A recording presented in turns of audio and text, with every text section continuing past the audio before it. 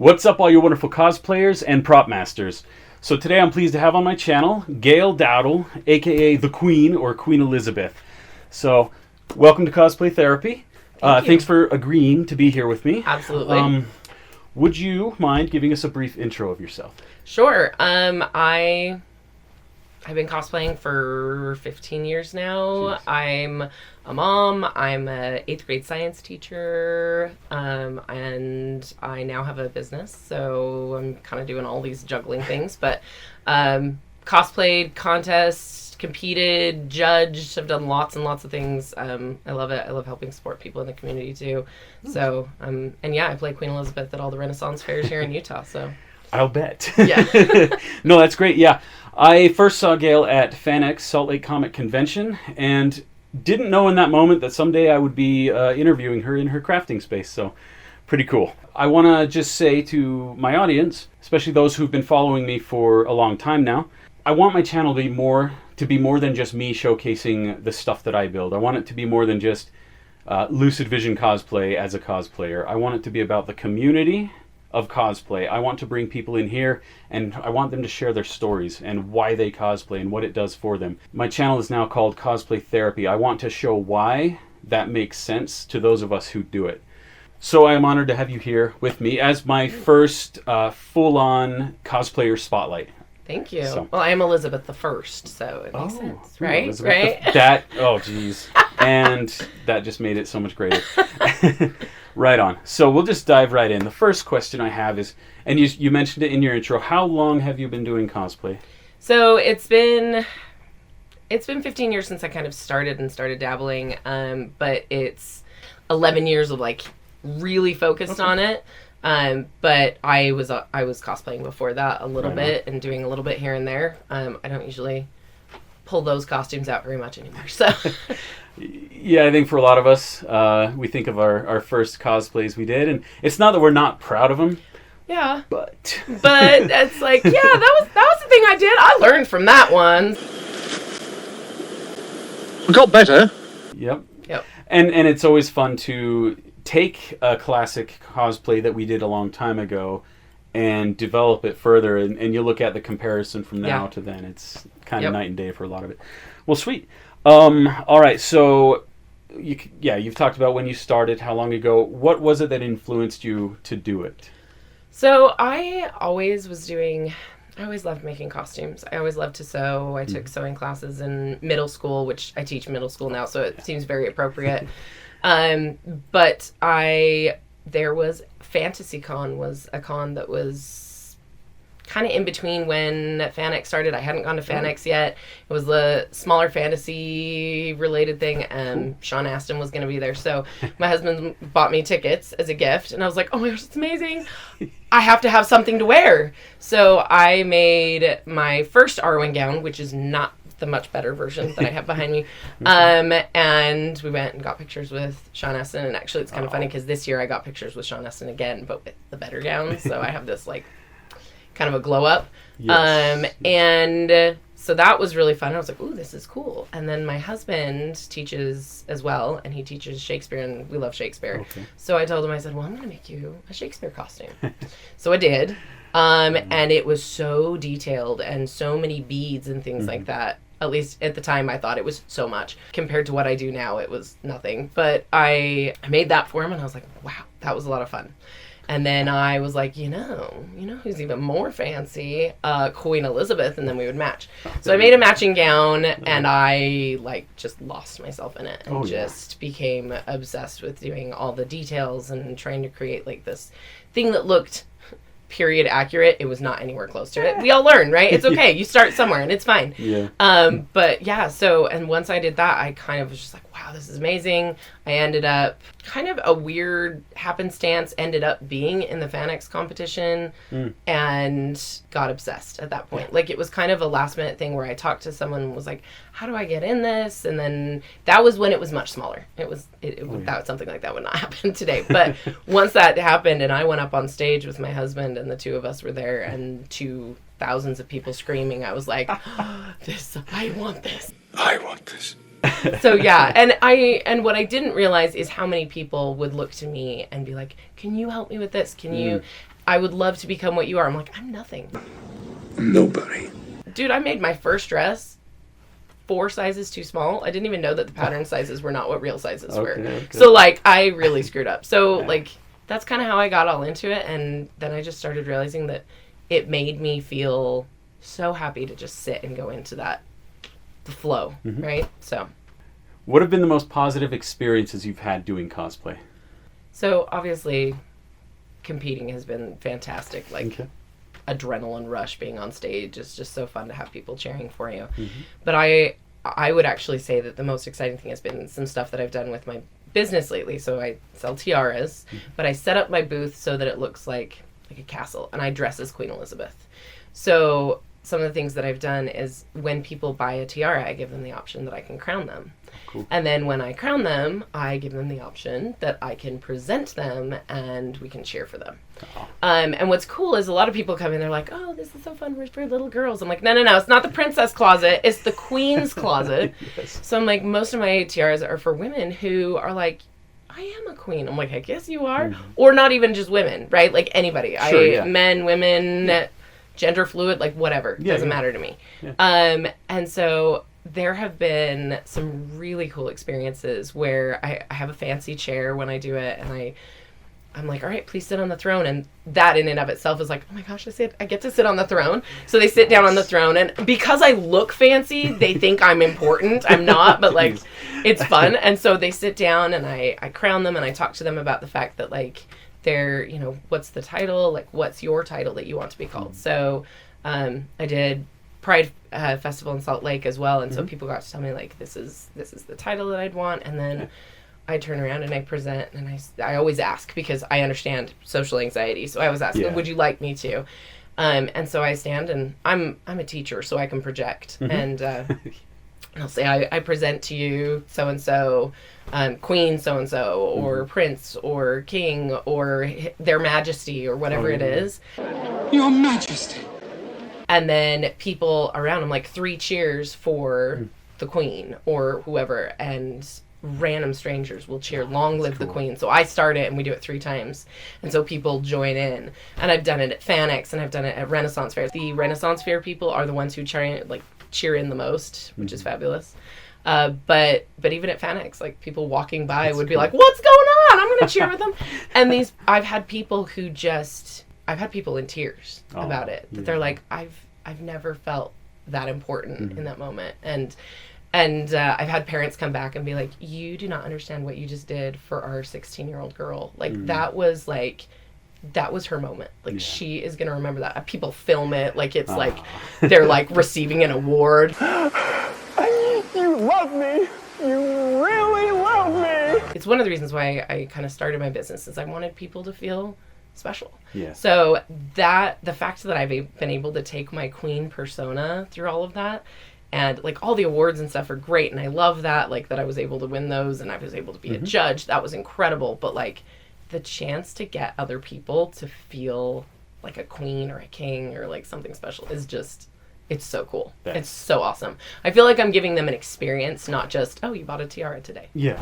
So it's not about the tiara. no, like, there's a tiara, and it's sparkly, and it's fun, but it's about like, I got crowned today by the Queen. So so those are some of my best memories, is getting to crown people. That was a really important thing for them, and for everybody it's not, but sure. But like, maybe 1 out of every 5, 10, 15, whatever, you created an experience in a moment that meant so much to somebody. That's beautiful. Yeah, it's a lot of fun. So I would say that's been my best moments as a cosplayer. For you personally, would you consider cosplay a form of therapy? Yes. It can be stressful. Oh, geez. By itself. It's like, you need therapy from the cosplay, right? But, like, for example, so I was diagnosed with cancer, with breast cancer in 2020. Okay. Really crappy year. Yeah, really crappy year. But through that, and as I was going through chemo and things like that, I decided that I needed something to do to keep me feeling real and whole and something. And so I have what I call my chemo gown, and it was Queen Elizabeth's coronation gown. And it was what I worked on during chemo. It doesn't have as many hand beads because I lost the feeling in my hands. It was a lot of machine work and stuff like that. But it was something that when I just felt worthless, I could go and I could create, and I could take chaos and turn it into something. And then even after, like, when you go through chemo, you feel like you're dying. And then it takes years to get back. And you're not even sure if you'll get back to where you were. So when I came back, it's actually the gown behind me, the Armada portrait gown. So there's a lot of symbolism behind it. And I decided I wanted to create Queen Elizabeth's Armada portrait. This was after I was done with chemo. I was recovering. I was starting to get the feeling back in my hands. And I decided that I was going to try and compete again. It had been years since I had competed because of cancer. And this one felt very symbolic. Number one, it has pink bows, which breast cancer is the pink ribbon. And the blue bows I felt like represented my family getting me through it. Armada, Queen Elizabeth defeated her Armada. I had defeated my Armada. And so I created that, and as I was sewing it, it was just this, it was me being able to actually finally recognize that I was back. I was me again. I could create again, because I was worried that I wouldn't ever be able to create again.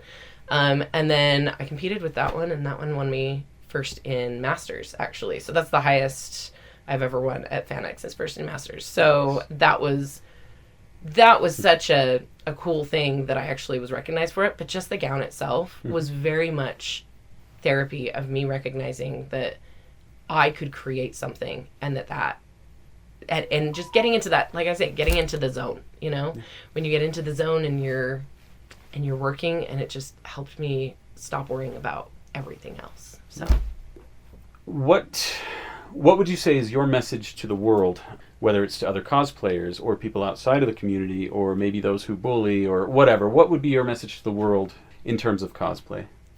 Whatever makes you happy with cosplay is fine. I think a lot of people, when I've talked to them, they're like, oh, well, I don't know how to do this, or I don't know how to make this, or I don't know how to, or when I say like, oh my gosh, I love your gown, they're like, oh, I just bought it, I didn't make it. They immediately feel like they have to, I don't know what the word is, they feel like they have to explain themselves to me. And I'm like, I don't care. It's a beautiful gown. You look gorgeous. If it makes you feel fabulous, if it makes you feel powerful, it makes you, whatever it is that you're trying to feel, like, that's why we cosplay, right? Yeah. I think a big part of cosplay and the whole Tiara thing for me is that as kids, we're like, yeah, we get to dress up and all these things. And then as we get older, people are like, why, you can't dress up. You can't wear a tiara. Yeah. So like when we were little, they're like, you get a little tiara. And then they have these great big ones. They're like, you can't have that one. And then when you get older, they're like, well, why would you wear that? And it's like, well, why does it even exist if I can't wear it? Why do we even have that lever? Right. So when I talk to little girls and things like that, when they come through and they're always big-eyed and they're like, oh my gosh, a queen. I'm like, just remember, you don't have to stop wearing princess dresses at any time. Like, you can keep doing it. So I think the biggest thing is there's no rules. There's no you can or can't. There's do what you want. Yeah. Do what's fun. Like I say, I teach school. I teach 8th grade, and we have started a creators club at my school. So kids that are interested in doing cosplay. And we sew costumes and stuff. And I've talked to them about this. I'm like, it doesn't matter that we're taking thrifted items and altering them. No. That is a place to start. Yeah. And if that's as far as you go, fabulous. It's okay. But if you want to go further, don't let your lack of ability stop you. Go. Yeah. Because my first gown, like I say, my first Queen Elizabeth gown, I made 4 sizes too small. I had to alter things drastically. I worked on that thing year after year after year to like change it and fix it. But that one still won me awards and stuff, even though I had no idea what I was doing. And someone actually bought it recently, and it's now in New York with them. Wow. And I was like, this was such a disaster. I literally was in tears on the floor in my sewing room crying, thinking, why, God? Why am I even trying this? And then 10 years later, they bought an old gown for $1,000 that they were like, this is fabulous, and I want it, and it means so much to them. And so there's just, don't think that you can't do something because you're not there yet. Right. You don't know you can't do it until you try. Yeah. And it may not be perfect, and who cares? It's all right. You're going to make more gowns, you're going to make more costumes, you're going to make more props, you're going to make more whatever. So go with it, learn from it, and go bigger next time or stay the same. Whatever makes you happy. Yeah. What are your favorite maybe materials or techniques to use? I love sewing, obviously. Most of my things are gowns. Really, really love sewing. My favorite machine is my Viking sewing machine. She's bedazzled. Yes, I can see that. Yeah. Like I love to sew. When I'm here sewing, I just kind of just disappear and the world around me goes away. But other materials that I love to do, I also love to use Warbler. Okay. I love working with Warbler. But really, just sewing's my number one. And then everything else, I'm like, yeah, I want to try that. I want to do that. So I've done a build once. I made a chocobo. She's chilling in the corner over there. And we'll get some shots of that. Edwina. So like I did her and that was cool, and I just try different things.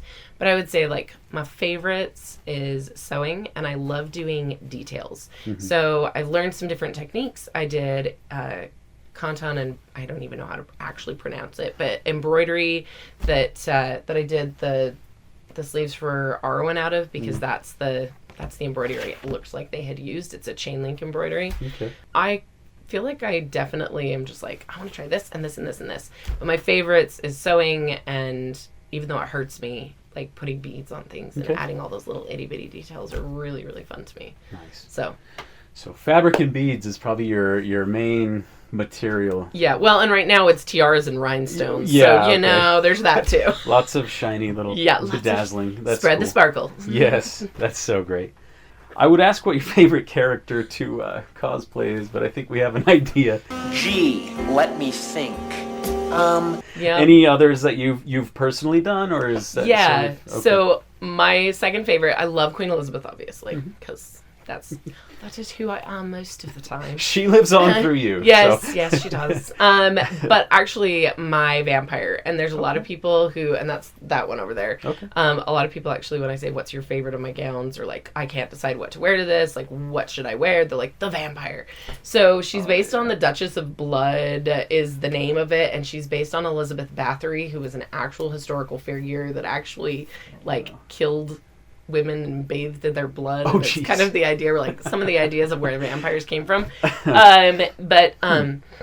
During Elizabeth's era, and so usually vampires are done Victorian style. Yeah. So I decided to do it more towards her era. It's not actually where she lived and stuff, but whatever. So I did that, and I love doing that character because once I've got the red contacts in and the fangs, I can just walk around and I just like I just embody her, and I'm just like this, and it's not a real character. It's totally a original character that I created. Nice. And so my husband dresses as the Duke, and I'm the Duchess of Blood, because she's known as like, I can't remember, like the Countess of Blood is her name, is the actual Elizabeth Bathory. So I shifted it a little bit. But when I walk around, like I can just like raise my shoulders and like walk around with my head tilted down, and I have my eyes darkened, and people will look at me and like literally cannot make eye contact with me. They're like, ooh, and either that or they'll make eye contact with me and be like, oh my gosh, I need a picture with you. Yay, vampires! Or food vampires, depending on where you stand on vampires. Little girls will always look at the dress and be like, oh my gosh, it's so I'm like, it's okay, I know I'm scary, but I'm really not, I promise. Right. Whereas people who want a picture, I'm like, yes, you can have a picture, but it's going to cost you a pint of your blood. But that one's really fun to get into character, and just kind of like, anytime I go alone to FanX, my husband can't come, I'll just wear that and just prowl the FanX and just... it's a lot of fun because it freaks people out. They're like, oh my gosh. You give them the pint of blood line, and someone starts pulling out a knife. You're like, no, okay, whoa. No, we'll just take a picture. Yeah, usually they're like, where do I send it? I'm like, the nearest castle. Those are the two that I'm really well known for. I'm mostly known really well for my gowns. I will say that wearing the chocobo is a ton of fun. So if you don't know what a chocobo is, it's a giant, like 6 foot tall chicken. More like a 6 foot turkey. They like people ride like a horse in Final Fantasy, And that one is so fun because you're totally inside and you can just kind of like move your head around and like act like a bird and like flap your wings, and people are like, what is happening? They just, for lack of a better term, they flock towards you. But that one's really fun because I can kind of act like a bird and not a human. Yeah, exactly. And so, so that one's fun to wear. So I like that one. That's way cool. I will admit, when I'm wearing my Mandalorian and I've got the full helmet on and like none of me is seen, I get that feeling of I can do anything. Yeah. And of course, there are others who will be very much uncovered and be comfortable being whatever. And again, that's that where do you fit on the cosplay spectrum of things, right? Mm-hmm. Who are your favorite cosplayers, if you can think of any? Kamui Cosplay. Oh, okay. In terms of like online presence, she is one of the ones that like I had her book before I even knew who she was. I'm always impressed by how adventurous she is with the things that she does. Yes. And how she's willing to go and figure things out and go above and beyond. Mm-hmm. So I love her. I will go with one of the people that kind of influenced me the most kind of at the beginning, and that is Velma Ripstein. She actually ran the FanX cosplay contest last year, or was one of them that ran the contest last year.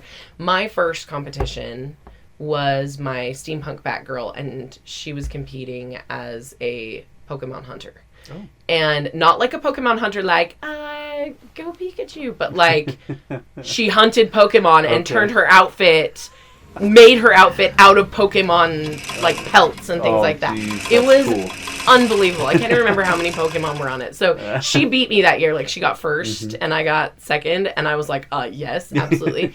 But I have followed her stuff, and I don't know that she knows how much she's influenced what I've been willing to try. Okay. Because she just is willing to like, I'm going to do armor. I'm going to do this. I'm going to take this random stuff and stick it together. She's competed all over the place. And so she is one that I've kind of always admired and made me want to do more, I guess is it. So I have a lot of favorite cosplayers. I have lots of friends that I love hanging out with, but I think she's the one that probably has influenced me the most because when I've seen her stuff and that first time where it was like, okay, like she beat me for a good reason. Yeah. And not that I'm super competitive. That's not what I'm there for necessarily, but just seeing it and being like, you know what? I can push myself. And so, I would say that she's probably the one that's influenced me the most. Are you part of or associated with any cosplay groups? Yes. The big group that I'm a part of is the House of Tudor. Okay.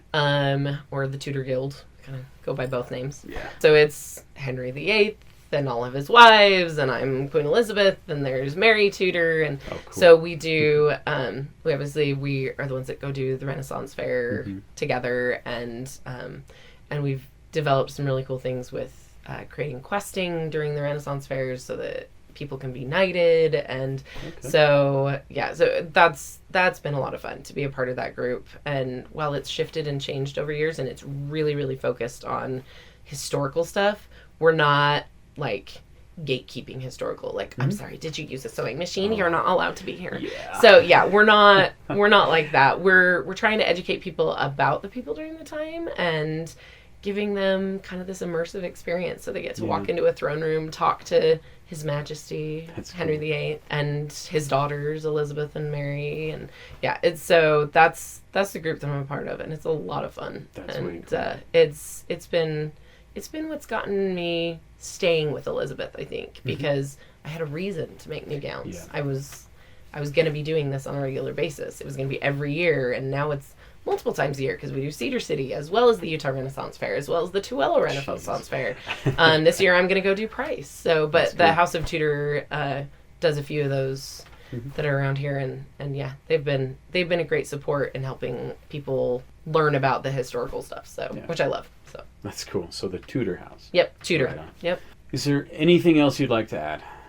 If there's one thing that I just hope that people understand, because like I say, so many people feel like there's this like, oh, I'm not really a cosplayer, or I am. If you dress up and you don't act in character, it's okay. If you dress up and you want to be absolutely in character, that's okay. There are times when I'm fully Queen Elizabeth and I do not break out of that and I stay in that and I focus and talk about it like I am. And then there are times where I'm dressed as Queen Elizabeth and it's, you know. Hey, bro. Yeah, like it's like totally yes. Totally. The point is we cosplay to have fun. And we cosplay because we love it. And if there's something that's making you not love it, and if that's because someone is saying that you didn't sew it right, or you didn't hand sew it, or you didn't hand dye your fabric, whatever it is, right? If you want to do crazy stuff, like, go for it. Do crazy stuff. Cosplay is not something that should be something that you're dragging yourself into a certain peg or hole to fit. Yeah. It should be do what you love. Yep. And that's why we cosplay, is because we love it. And if you don't love it, or there's something stopping you from loving it, find what that is and shift. Come on, Luke, join the dark side. It's really cool. Because like you say, it is therapy. It's supposed to be something where we can love it and enjoy it, and it can help us be what we want to be. So go with that. Yeah. So, Perfect. Well, I couldn't agree more. And you heard it from the Queen. There's no gatekeeping cosplay. The biggest thing is that we have fun and we love, respect, and support each other in what we do. Do you have any social media places where the audience can check out more of what you've done? Yep, I do. So on the TikTok, which who knows what's happening, I'm Lady Dowdle. And everywhere else on Facebook, on Instagram, I am Queen's Closet by Dowdle. And that's also my Etsy shop as well. So if you want to check out my custom tiaras that I do funny ones, but I also do really pretty and different ones that you can buy from, and they all have combs in the front, so they actually stay in your hair. So like that's my deal, is I want it to be comfortable. Yeah. But they can find me Queen's Closet by Dowdle, Facebook, Instagram, Etsy, and then Lady Dowdle on TikTok. So, Perfect. Yeah. Check her out. Thank you so much for sharing your story with us and for coming onto the channel. Yeah. It's been a pleasure and an honor, Your Majesty. Thank you. This has been fun. And thank you all for watching. I hope you enjoyed it. Be good to each other out there. And as always, be inspired.